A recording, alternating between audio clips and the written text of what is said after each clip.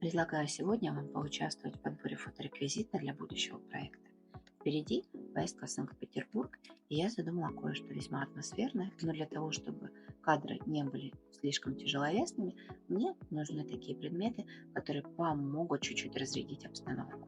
И вот эти вот летящие, светящиеся флаконы, преломляющие свет своими красивыми гранями, подойдут как нельзя лучше. А еще эффект пыли с помощью минеральной пудры. И посмотрите, что получается в итоге.